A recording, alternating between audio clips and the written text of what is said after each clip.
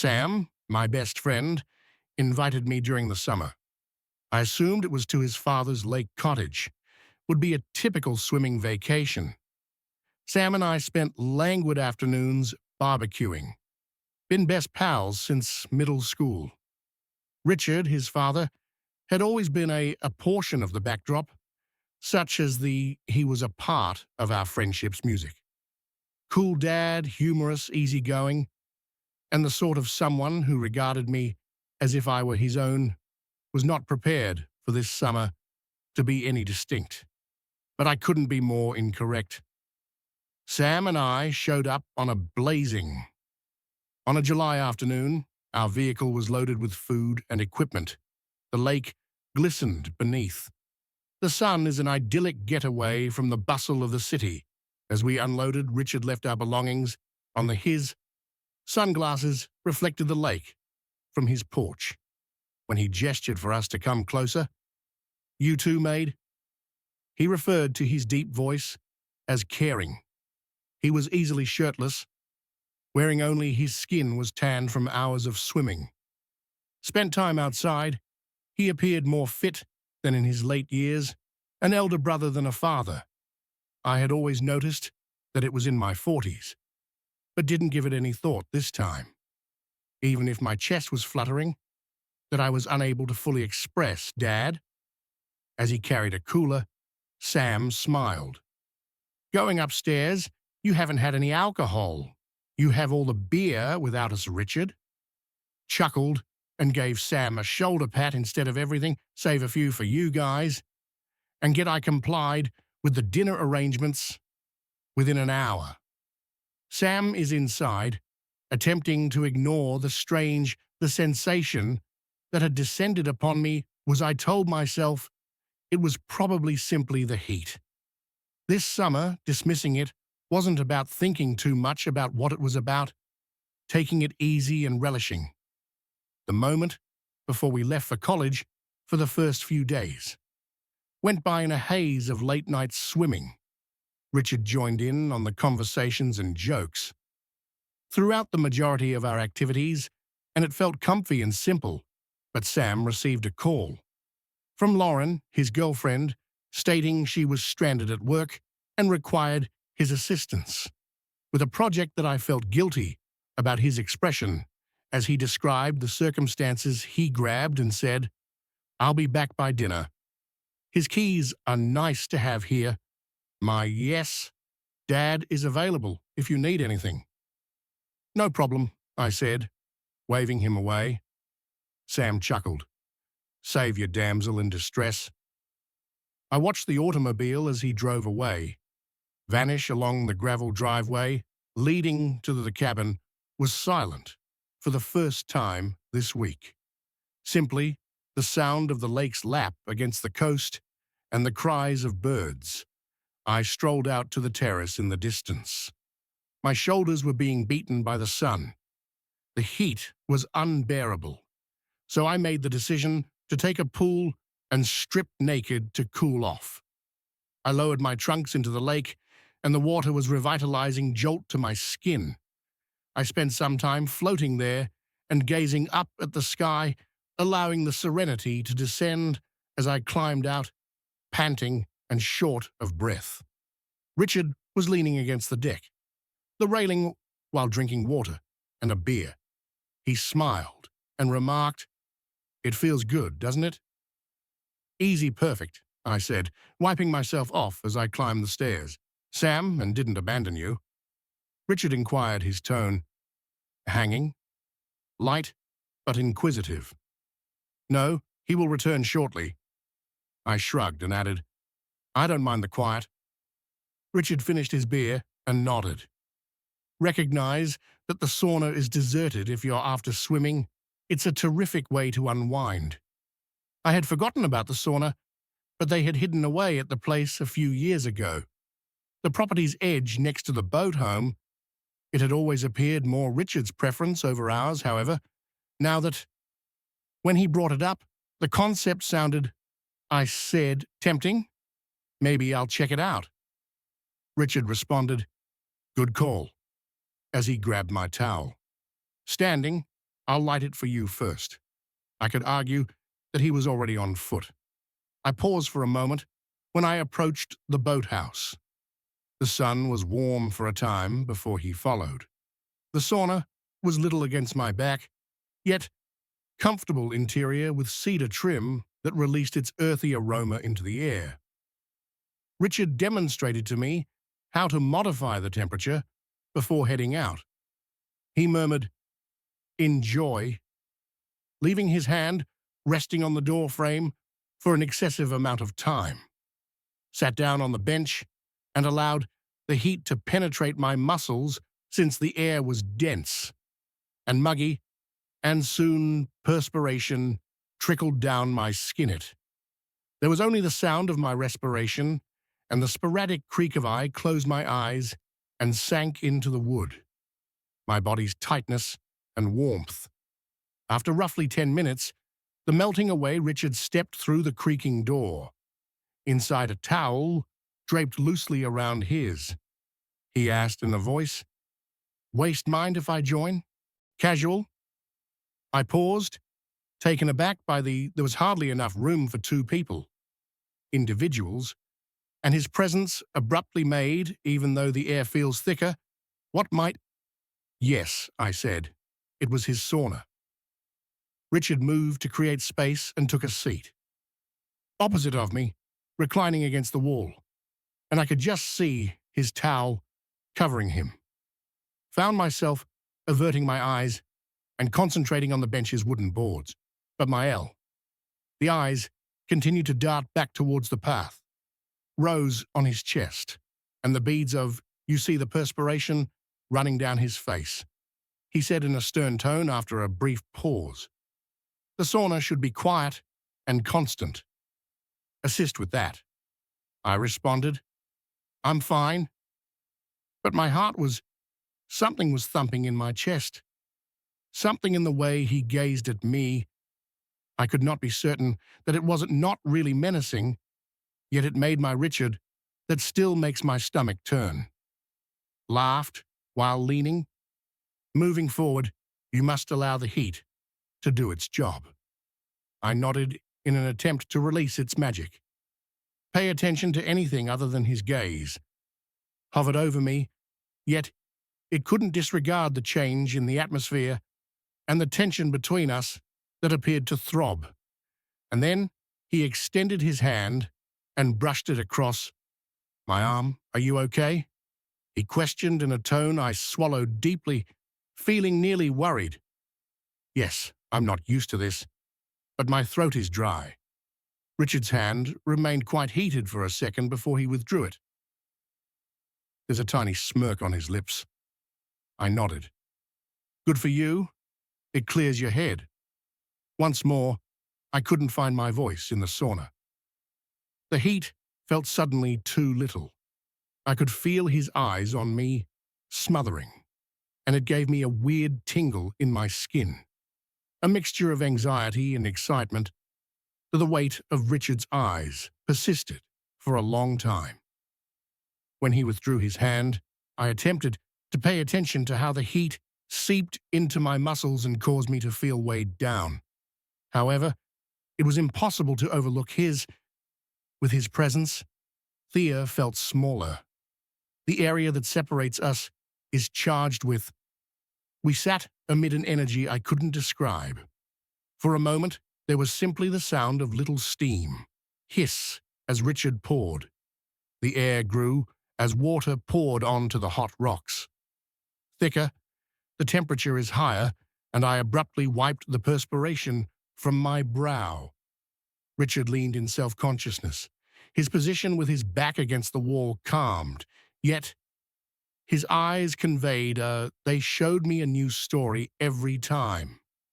Frequently, as though he were researching me, awaiting something you've been accustomed to, Richard said, "A lot since I first met you." His voice abruptly broke through the thick quiet. "It's difficult to think I'm about to leave for college." "Time flies, I suppose," I responded, my throat dry. He gave a gentle, knowing smile. It seems like yesterday that you and Sam was scurrying about like a—" I nodded to a few children, not sure what. The manner in which he spoke wasn't only— there was something in the casual, small conversation, there was something deeper in his tone that made my gut twisted in a manner that I was unable to— I can understand why Richard leaned forward, putting his elbows on his knees just a little. "Sam is fortunate to have you as a friend," uttered in a hushed, now almost personal voice. "Not everyone has someone he can trust." That I forcefully swallowed, my heart racing. I spoke my voice. "Hey, my best friend. We've been quieter than I had planned." Richard nodded, as they went through a lot together. His eyes never left mine in that manner. The words hung in the air. Connect. It's unique and exceptional. The air between us is dense and full of— I couldn't quite put my finger on it. Ran in an attempt to comprehend the situation, but before I could give it any thought, Richard got up, slipping his towel. As he moved, my eyes flicked slightly. "Away, my face is getting hot. Not only I'll let you handle it from the sauna." He stated that occasionally his voice is smooth. "It's really better to be by yourself in here." "You relax, thank you," I whispered. Not believing I could say anything more, he provided one final lingering glance at me before exiting. The door clicked shut. I exhaled behind him, since I hadn't become aware that I was clenching my chest as I reclined against the room's bench. Felt more subdued without him, yet the atmosphere was still charged, as if he were still there. I sat there for a while, even after he left, longer attempting to dispel the odd stress that had descended over me. But no, despite my best efforts, I was unable to getting the picture of him out of my mind. His gaze had stayed on me in the same manner as the voice had become little too low. It was disturbing, perplexing, and another item I didn't want to reveal. When I eventually left the sauna, the chilly air was a jolt to my flesh. As I firmly wrapped my towel around myself, on my journey back to the lake, glistened in the waning light. Sunlight, with the cicadas' sound filling the air, but the typical tranquility I experienced in this— there was no space in my head— was circling my mind, tangled in— I arrived at a state of bewilderment and uneasiness. The cabin, and cautiously entered the familiar scent of wood and sunscreen. The living room was deserted when I arrived. It was quiet in the kitchen, but I could hear going upstairs. I paused for a pause before going to my room, in the hopes to gather my ideas and shake. An odd sensation had descended upon me. However, as I went by the stairway, I heard Richard called and said, "Are you okay?" His tone was light, yet it had a hint of sharpness. That caused my stomach to turn around. "Yes," I said. Halting at the base of the— Richard showed up at the stairs, looking exhausted, his towel at the top of the steps, swapped out with a pair of baggy shorts, and he leaned against the railing of a tank top, his arms folded across his chest while he gazed down at me, and his face was unable to read. Yet his eyes conveyed that same level of intensity as before, that exact weight that made breathing difficult. "Sam," he remarked in a voice, "should be back soon." Easygoing, yet his eyes sent a different message. "Story, why don't you get a drink and unwind for a bit?" I muttered, "Maybe later." To avoid his eyes, as I once made my way to my room, I shut the door and leaned inside. I tried, my chest heaving against it. What was going on? I had to catch my breath. Why did I feel this way, Richard? Always treated me like a second father, someone I might be kind and supportive of, trust, but everything felt different now. Unique, and I was unsure of why I sat on looking at the floor from the edge of the bed. My mind was racing with how he touched me, My arm, as he had appeared in the sauna. It wasn't only in my head. Something had changed between us. I didn't comprehend things, but couldn't overlook. And the most unpleasant aspect was something that I didn't want to ignore the front door's sound. I was startled out of my reverie by the opening, and Sam's voice called out to me. I felt a wave of relief, and I rapidly got up and gathered myself as I returned downstairs. Whatever had just Richard happened, so I had to push. It's back just in, at least for the time being. Sam smiled and remarked, "It's time for dinner. Place a grocery bag on the counter." I didn't do much while I was away. Replied with a forced smile and simply hung out by. The lake had a pleasant moment in the sauna. Sam said, reaching inside the refrigerator for a beer. According to my dad, that thing is his obsession. I agreed. It's the best way to relax. If only he knew, his throat would be constricted. But oh no, the narrative didn't end there. Obviously didn't. This was just the beginning of it. And I never would have thought what remained that evening during Sam talked endlessly about his dinner. Girlfriend, his college aspirations, and everything the things he was looking forward to. I forced myself to nod along this summer, chuckle at his antics and reply at the appropriate times, but my mind continued to. He sat across from Richard, slipping back. His expression at the table, away from me, calmed down as he participated in the discussion. Although occasionally I noticed him looking, it was scarcely perceptible to me, but enough to give me a tingle in my skin. The way his gaze lingered a bit too. The length of time his smile appeared to last.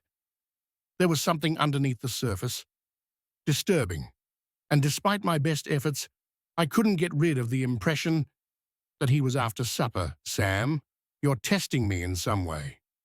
Recommended that we watch a movie or something." I agreed that it was light and humorous to end the day. Thankful for the diversion, and Richard, took a seat in the living room. Joined us in the opposite armchair. From where Sam and I were lying on the couch, the movie that was playing on the screen, but I hardly noticed it to be conscious of. The fact that Richard was in the room about Sam stood up halfway through to get more snacks.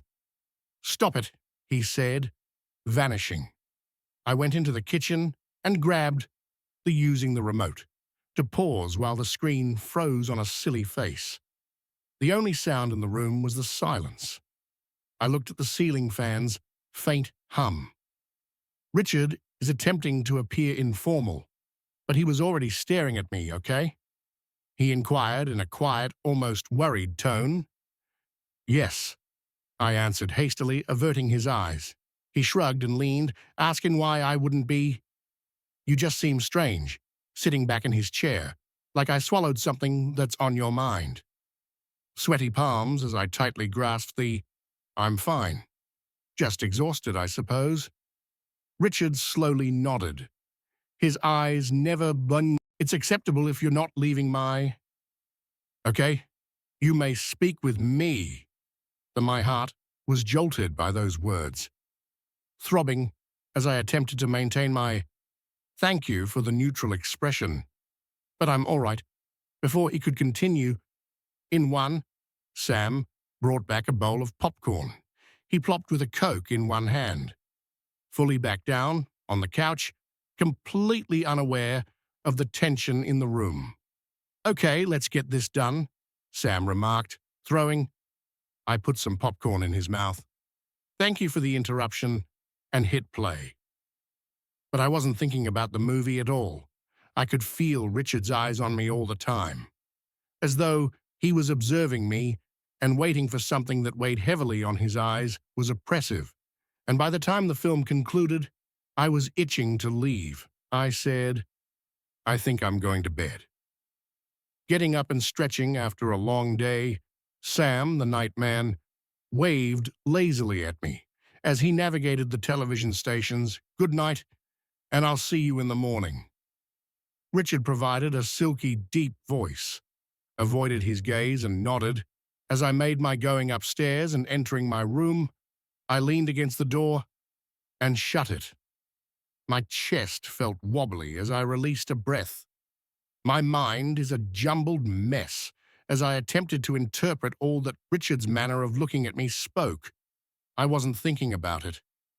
There was something there that I was unaware of. How to deal with. I climbed into bed and pulled the blankets over my head while I gazed at the ceiling. The home was now silent.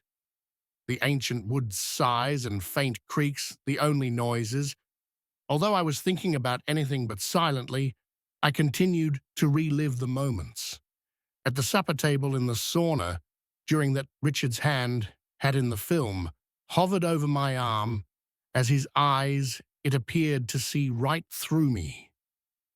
As though he understood my emotions, even I was afraid of that before I did. Flipped over and over, sleep escaping me as my mind raced, as I attempted to persuade myself that I was seeing things in my head, that Richard was merely joking, that I was overanalyzing it. Yet it was profound down. I was more certain that something I couldn't describe between us but was unable to overlook. And the worst part was something that I didn't want to ignore it.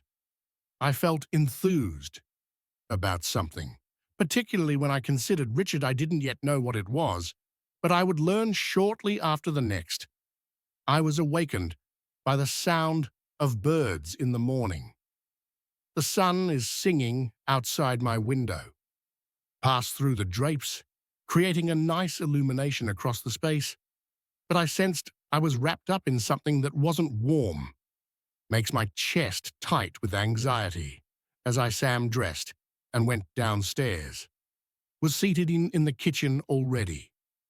He smiled as he held a bowl of cereal at the table. When he noticed that I was totally ignorant of the "I'm in a state of turmoil this morning," he stated. A second scoop of cereal is shoved into his mouth as "Sleeping all right," I lied. "Taking a sip of water that you enjoy, rock," he continued, laughing. "My dad's out. If you're looking for him, he's on the pier." Mentioned repairing the boat myself. My stomach turned over when I heard about Richard, but I feigned a cool smile. Sam nodded. "I'll go down there later." Unaware as ever, and I experienced a pang of guilt. He was unaware of what was happening. Unaware that his father had violated a line that I was unsure of how to handle, and I was uncertain whether I could ever tell him. Following breakfast, Sam recommended that we take. I leaped out of the canoe on the lake, and the opportunity to keep Richard out of the water was serene, and the sun was warm against our backs as we paddled out to the lake's center. For a while, it seemed like the past. Sam and I were joking and laughing like, although nothing had changed, everything had altered, and I was unable to ignore it for long after returning to the cabin. On the pier, Richard was waiting for his... He was working on the boat with his shirt off. The image made my breath catch in my throat, his tanned skin shimmering in the sunlight, his arms' muscles flexing. He looked up as he tightened a bolt. As we got closer, a tiny smile appeared on his lips of having fun outside. "Yeah, Sam," he said, in a smooth and easy voice, leaping out of the water of the canoe. Richard nodded his eyes. "Perfect today. You seem like you could flip me. Spend some time in the sauna once more," he said. His look was fierce, but his tone was casual. The remembrance of yesterday made my heart race. Rushing back, I tried to make myself laugh, pretend to be normal later, but the look in I could tell, by his gaze, that he wouldn't let the afternoon went so quickly, Sam. And the majority of it was spent relaxing on the deck, enjoying chilled beverages, and taking in He was cracking in his element under the sun, joking and sharing tales about his girlfriend, who is totally ignorant about the I envied him because I had a storm brewing inside of me, a relaxed mindset, an ease with which he traveled around the globe. In the meantime, I thought I was carrying a secret that was becoming more substantial by the Richard then remained close to the dock. Adjusting the boat from time to time, suddenly I noticed him looking up at us. A little too much time spent staring. Every time my heart constricted, my stomach did too. With my heart thumping, I attempted to pretend typical to match Sam's level of intensity, but I felt as though I was walking on thin air. Rope, making each step riskier than in the late afternoon, Sam made the decision to enter the city to acquire supplies for, "You want to join us for dinner?" he said, putting on his trainers. "But no, I believe I will," I said, attempting to sound informal. "Stay here." The idea of spending time alone with Richard made me shiver, but I was unable to bring Sam shrugged and grabbed at me to acknowledge it. His keys are okay, and he will return shortly. When his vehicle vanished into the gravel, the cabin appeared to topple into the driveway. I stood on the deck in a spooky silence, gazing at the lake while listening to the sound of water against the door. I thought about doing something small to ease my nerves. Taking a stroll or picking up a book, anything to stay away from the same Richard's area. But before I could make a choice, his words pierced he called from the quiet room, "Are you okay?" Dock his tone lightly, but with a hint of something I was unable to pinpoint exactly. Made a forced smile. "Yes, just." He nodded and sat down, enjoying the view, his instruments and using a handkerchief to wipe his hands. "This is a nice quiet day, isn't it?" "Yes," I answered in a tense voice, and he walked. He moved slowly up the dock, and purposeful, as if he were evaluating He remarked, "Water's, pausing a few. It's just the two of us now, feet from me. If you wish I could talk, but my throat went." He tilted his head, dry about what he had seen, researching what has been happening to me. About yesterday, I felt a wave of panic. I clasped my hands at my sides, "But I don't understand what you're discussing."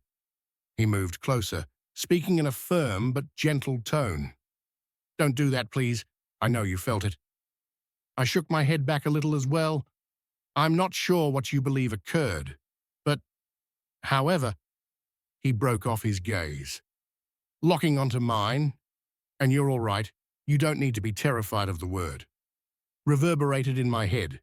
Hitting a chord, I refused to admit that I was scared, fearful of his words, fearful of what it meant, and most all, fearful of the aspect of myself that was reluctant to pull away. "I believe I'll take a stroll."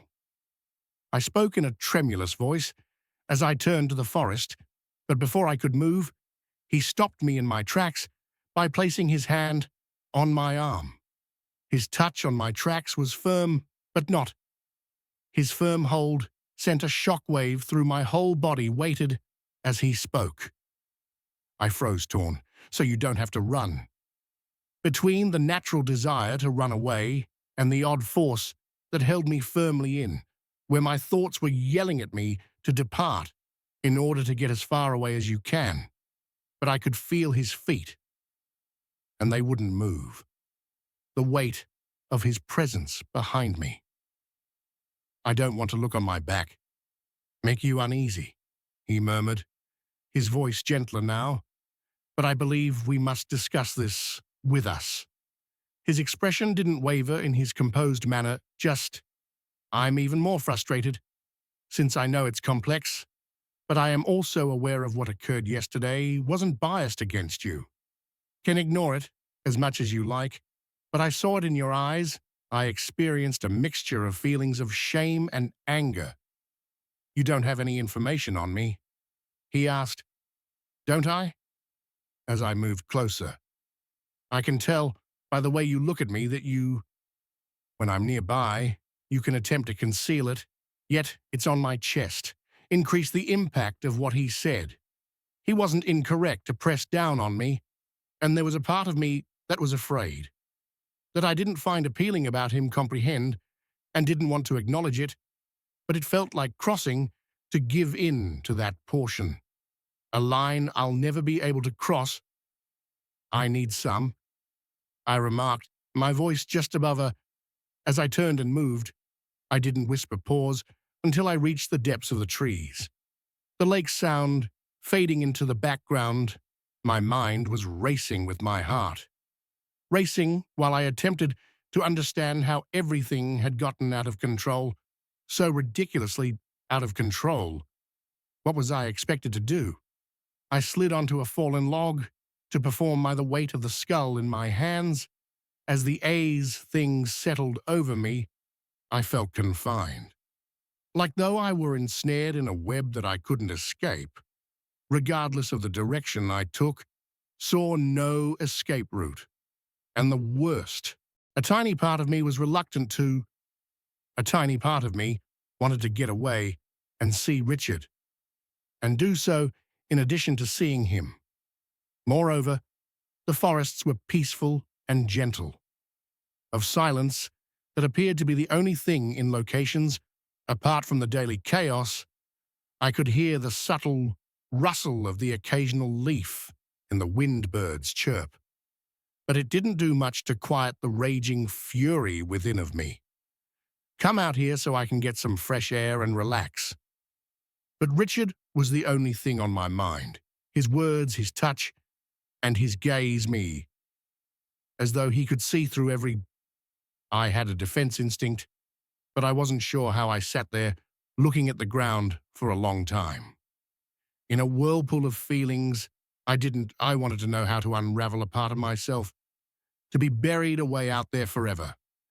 Where I could only be reached by another, I wanted the bit that scared me, wanted to return, wanted to confront him, wanted to see the potential direction of that first portion.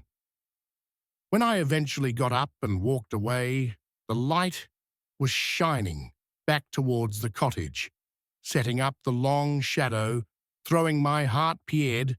Across the woodland floor, there is a mixture of expectation with each move, and I didn't feel the dread rising in my chest. Understand what I was about to say? All I knew was that I was going to do couldn't continue to flee from him. I saw him as I got closer to the cabin. His silhouette, seated on the balcony, he was silhouetted against the waning light, drinking a beer while gazing out at the lake. His stance eased, but his expression changed as he turned to face me, looking into my eyes as though he had already understood why I had returned. I paused at the deck's edge, uncertain of how to. The air between us seemed heavy at first, full with an unsaid tension that made it difficult for you to breathe, okay? Asked in a gentle, cautious tone, and I nodded. Despite the lump in my throat, it was difficult to talk. I simply needed some time. He prompted him to set his beard after thinking. Down and looking directly at me, and I scarcely acknowledged my voice. Above a whisper, everything is so unclear. He steadied his gaze and nodded gently. I didn't have to hesitate in my heart, speeding as I moved closer. But it's Richard. You're my best friend's father. This shouldn't be possible at all. And however, he added in a calm tone, here we are. However, you cannot disregard what's occurring, and I am unable to sense my Titan's comments struck me like a blow to the chest. He was correct. Tidal surge. I couldn't no longer disregard it.